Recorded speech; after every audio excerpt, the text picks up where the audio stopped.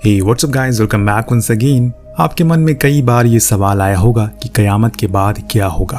तो आज उसका जवाब आपके सामने है, क्योंकि इस कहानी की शुरुआत रैप्चर के बाद होती है, यानी कि वो समय जब सभी लोगों को ऊपर बुला लिया जाता है। फिर जो लायक होता है, जिसके कर्म अच्छे होते हैं, उसे ऊपर ही रख लिया जाता है, जिसके बुरे होंगे उसे नीचे फेंक दिया जाएगा। तो स्टोरी लाइन की मेन किरदार अज़राइल को हम अपने बॉयफ्रेंड केनन के साथ एक कल्ट से भाग कर आते हुए देखते हैं, जो अभी इस दुनिया में है, जिसके कुछ मेंबर भी होते हैं। उनका मानना है कि किसी भी इंसान का बोलना एक सिन है, यानी कि पाप है।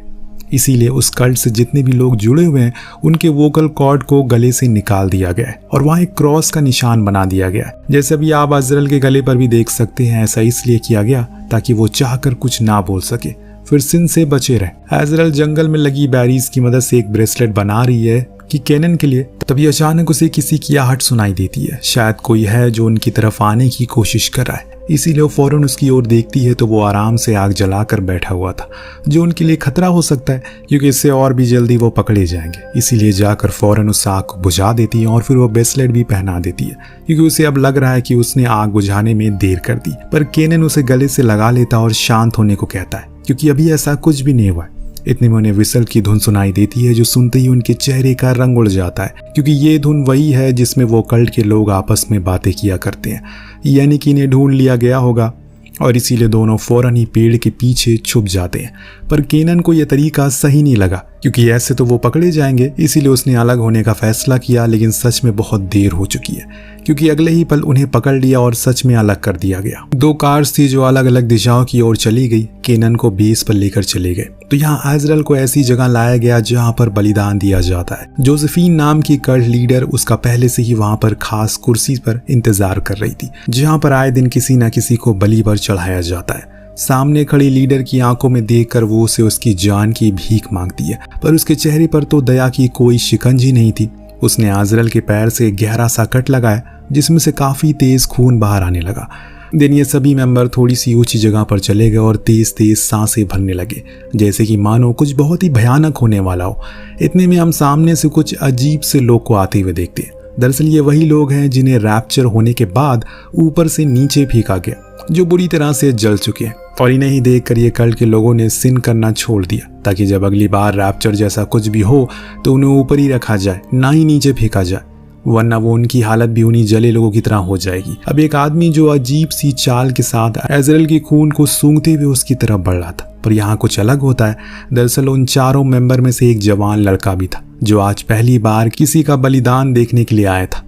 इसीलिए वो पीछे मुड़कर देख लेता है, तो वहीं बाकी के लोग तो अपनी ही दुनिया में मस्त थे। उस लड़के ने देखा कि अज़राइल फ्री होने की कोशिश कर रही है और एक हद तक हो भी चुकी है। वो भागते हुए उसके पास गया और उसे पकड़े रहा, पर यहाँ अज़राइल ने चालाकी दिखाई और उसी चेयर का एक टूटा हुआ टुकड़ा उसके गले में घुसा दिया, जिससे बहुत तेज खून बहने लगा। और इसीलिए उसे पहले ही वो दानव उसे अपना शिकार बना लेता है। इस बीच हम साफ साफ देख पाते हैं कि वो बस इंसानों का खून पीते हैं, ना कि मांस खाते हैं, लेकिन उसके लिए वो भी उन्हें पूरा तड़पाते हैं, जैसे कि नरक में किसी गुनहगार को तड़पाया जाता है।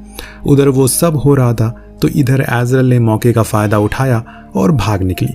अब जब सारी क्रियाक्रम हो गया तो ये लोग पीछे मुड़े तो इनके होश उड़ गए, क्योंकि अज़राइल के बलिदान की जगह उनके एक मेंबर का सैक्रिफाइस हो चुका था। वहीं दूसरी ओर अज़राइल भागते हुए जंगल में बने एक रिसर्च सेंटर में पहुंच गई, जो कि अब खंडर में तब्दील हो चुकी। किसी जमाने में ये अपने असली वजूद में था। खैर, उसके पास बह रही नदी से उसने पानी पिया, तभी उसे अपने बॉयफ्रेंड केनन की याद आई।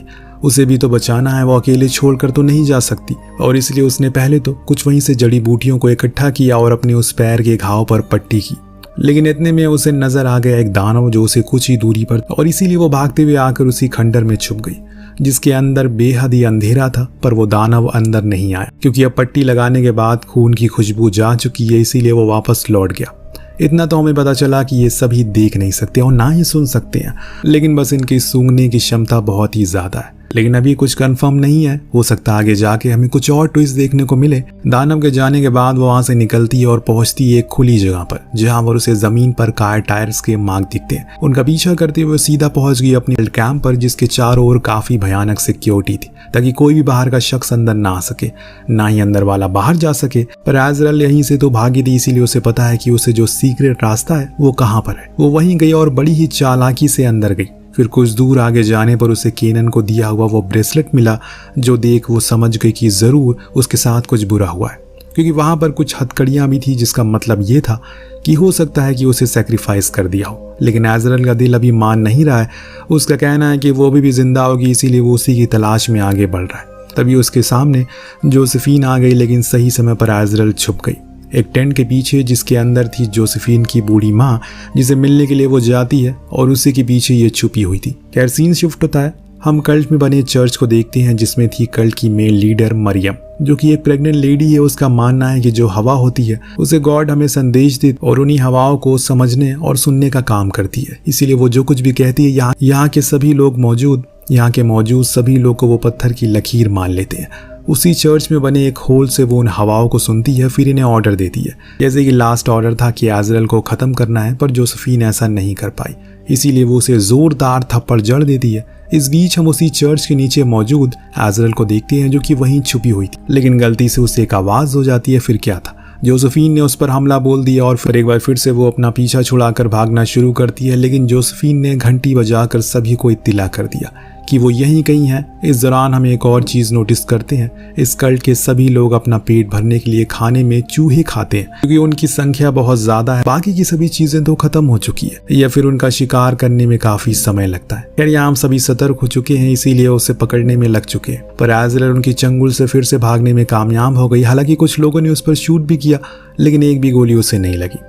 भागते भागते अंधेरा हो गया, लेकिन वो अभी भी रुकने का नाम नहीं ले रही है, क्योंकि अगर वो रुकी तो पकड़ी जाएगी। इतनी में उसके सामने एक कार आ गई, जिसके ड्राइवर बाहर निकला और पूछा कि क्या उसे कहीं जाना है। जी हाँ दोस्तों, हम पहली बार किसी आदमी को बोलते हुए सुनते हैं। ये भी एक सर्वाइवल और रोड की उस साइड रहता है। उसके जैसे कुछ लोग अभी जिंदा हैं, पर अब उनकी तादाद खत्म होती जा रही है। काफी तेजी से एजरल बिना कुछ बोले उसी कार में जाकर बैठ गया और वो भी जाकर बैठ गया। ड्राइव करते हुए बीच में उसने उससे काफी सारे सवाल किए, जिसका वो एक भी जवाब नहीं देती, और जवाब देगी भी कैसे, उसके मुंह में तो जबान ही नहीं है। इसलिए थक कर उसने लाउड म्यूजिक बजा दिया, जिस पर दोनों ही वाइब करने लगे। लेकिन ज्यादा देर तक नहीं, क्योंकि तभी उसी समय गोली आई और उस ड्राइवर के सर के आर पार हो गई। ये काम सामने खड़े कल्ट के मेंबर का था, जो खुद भी उस कार से उड़ गया और बाद में वो कार भी क्रैश हो गई। लेकिन अगर एजरल उसी के अंदर रही तो मारी जाएगी, इसीलिए बड़ी हिम्मत करके वो बाहर निकली।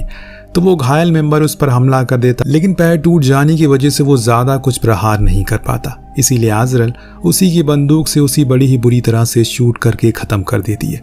पर यहाँ रुकना खतरे से खाली नहीं था, इसीलिए उसे आगे जाने का सोचा। लेकिन कुछ कदम आगे जाने पर उसे एक पेड़ के नीचे केनन बैठा मिला, जो देख उसकी खुशी का ठिकाना नहीं था। इसीलिए वो भागते हुए उसके पास गई। पर दोस्तों, ये सिर्फ एक चाल थी, जिसमें वो अब बुरी तरह फंस चुकी है। इस बीच हम एक मेंबर को देख पाते हैं, जो किसी भी समय अब उसे शूट करके खत्म कर सकता है। इसीलिए एजरल चिल्लाने लगती है, ताकि किसी भी तरह करके नीचे बैठा केनन सुन सके उसकी आवाज। लेकिन इसका कोई फायदा नहीं हुआ, क्योंकि बहुत तेज हवाएं चलने लगी। अब एजरल रस्सी की मदद से ऊपर चढ़ने की कोशिश में लग गई, जिससे हुआ ये कि उसके हाथ के घाव में से खून टपकने लगा। फिर क्या था, एकदम से चारों ओर से कुछ दानव आ गया और उस मेंबर पर टूट पड़े। किसी भूखे भेड़िए की तरह उन्होंने पहले उसके सर को पेड़ पर बुरी तरह घसीटा, जिससे उसका सारा खून बह गया, और फिर उस पेड़ को तब तक चाटते रहे जब तक वो सूख नहीं गया। उन्हें इस कदर भूख लगी थी कि वो उसका सर ही उखाड़ कर ले गए और बचे हुए शरीर के टुकड़े बाकी ले गए। बड़े ही जालिम है ये दानव। इधर एजरल ये सब देखकर सहम जाती है और कोशिश करने लगती है किसी भी तरह करके आज़ाद हो जाए। पर अभी एक दानव आया और केनन को भी घसीट कर ले गया अपने साथ। ये सब कुछ उसकी आंखों के सामने हो रहा था। वो दोनों तो चले गए, अब बारी थी उसकी। इसीलिए एक दानव अब पेड़ पर चढ़ना शुरू करता है। तो ये क्या करती है, अपनी रस्सी को उसके गले में फंसा देती है, फिर दूसरे सिरे को लेकर नीचे कूद गई और रस्सी टाइट होने से वो मारा जाता है। अपनी आंखों के सामने अपने प्यार की मौत को देखकर उसे अब रहा नहीं गया, इसीलिए वो निकल पड़ी उसी कल्ट कैंप की ओर, क्योंकि अब उसके पास खोने को कुछ भी नहीं है। उसे चाहिए तो सिर्फ बदला, क्योंकि उसकी आग उसके अंदर धधक रही है। कैंप के करीब जाने पर उसने सबसे पहले विसल किया, जिससे कि सभी गार्ड का ध्यान दूसरी ओर भटक गया। अब एजरल सीधा पहुंची चर्च में, जहां मौजूद थी मरियम, जिसके कहने पर ही सब कुछ हो रहा था। और सबसे पहले तो वो उसे खत्म करती है, क्योंकि उसके मर जाने पर सब कुछ अपने आप खत्म हो जाएगा। लेकिन जब उसने मरियम को देखा तो वो प्रेग्नेंट थी, इसीलिए उसे उस पर दया आ गई। लेकिन मरियम को उस पर दया नहीं आई और इसीलिए उसने उस पर कई बार वार किया और वो बेहोश होने लगी। लेकिन बेहोश होते होते नाखून से वार करती है, लेकिन उससे कुछ होने वाला नहीं था। अब इस बार ये लोग कोई कसर नहीं छोड़ने वाले थे, इसीलिए इन्होंने सबसे पहले तो इसके मुंह पर खून लगाया। फिर एक कब्रिस्तान ले गए जहाँ एक कॉफिन में बंद करके इसे रख दिया। जब एजरल की आंख खुली तो उसने देखा कि उस कॉफिन से एक सुरंग जुड़ी है जो शायद उसे बाहर जाने का रास्ता हो सकता है। इसीलिए वो सीधा उसी में गई। बीच बीच में उसे सिर्फ और सिर्फ इंसानों की हड्डियां दिखी और कुछ नहीं। पर वो फिर भी आगे बढ़ती रही, लेकिन तभी उसके सामने आ गया एक दानव जो उसे मारने ही वाला था। पर उसके नाखूनों पर लगे मरियम के खून को स्मेल करके वो वापस चला गया। जो देख वो भी हैरान थी कि ये आखिर कैसे हुआ। एजरल ने भी अब कसम खा रखी है कि जब तक वो उन सभी को मार नहीं देगी तब तक खुद नहीं मरेगी, वरना इतनी भयानक तरीके से गाड़ देने के बाद कौन ही जिंदा बचता है। अब वो बाहर निकली तो सीधा पहुंची उसी जोसेफीन की बूढ़ी माँ के टेंट के बाहर, जिसे उसे बिना कुछ समझे ही आग के हवाले कर दिया। जिससे हुआ ये कि धीरे धीरे करके वही आग पूरे कैंप को तबाह करने लगी। तो वहीं एजरल ने सभी को मार दिया जो भी उसके सामने आया, उसे शूट करके मार डाला। और इसमें जोसेफीन भी शामिल थी क्योंकि वो अपनी माँ की मौत का सदमे में कुछ ज्यादा ही गुम हो चुकी थी। पर एक आखिरी गार्ड वो बच गया, इसीलिए उस पर शूट करना शुरू कर देती है, लेकिन एजरल उसे भी मारकर खत्म कर डालती। अब सीधा पहुंचती है वो मरियम के पास, लेकिन इस बारी भी वो उस पर हमला करती है, वो भी पीछे से। लेकिन एजरल इस बार कोई रहम खाने वाली नहीं थी। दोनों में भयंकर लड़ाई हो रही है कि तभी वहां जोसेफीन पहुंच गई जो अभी जिंदा है। ये दोनों आपस में पुरानी दुश्मनी खत्म करने में लग गए। तो वहीं एक और मरियम अपने बच्चे को जन्म देने लगी और इतने में इधर एजराल के हाथ लग गया एक आयरन रॉड जो उसने झटके से उसके गले में घुसा डाला, जिसे वो मारी गई।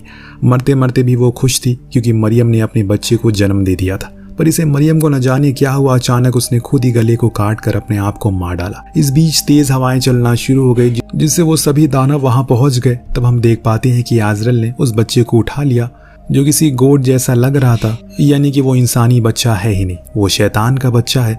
और जो संदेश इन्हें हवाओं से मिल रहा था वो गॉड से नहीं बल्कि डेविल से मिल रहा था। पर यहाँ एक और चीज होती है, जब वो एजरल के हाथ में उस बच्चे को देखती हैं तो उसके आगे झुक जाते हैं, जैसे कि एजरल के चेहरे पर एक ताकत की खुशी को हम देख पाते हैं, यानी कि अब वो इस पल को एंजॉय करने वाली है क्योंकि वो इस बच्चे को अब कहीं जाने नहीं देगी, वरना उसके हाथ से पावर जो चली जाएगी।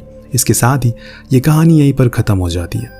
तो आपको कहानी कैसी लगी हमें कमेंट करके जरूर बताएगा। मिलते हैं अगले वीडियो में। Thank you so much watching. Peace out.